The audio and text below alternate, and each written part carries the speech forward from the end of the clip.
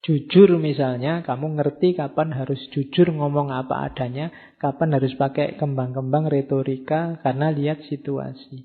Bukan berarti kalau kamu nggak ngomong apa adanya terus pasti kamu nggak jujur dan salah, nggak. Ada situasi-situasi yang mungkin kamu nggak harus jujur.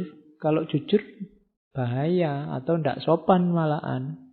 Misalnya kamu jenguk temanmu sakit terus bilang, waduh kalau kayak gini nggak lama lagi mesti sampean. Loh itu jujur.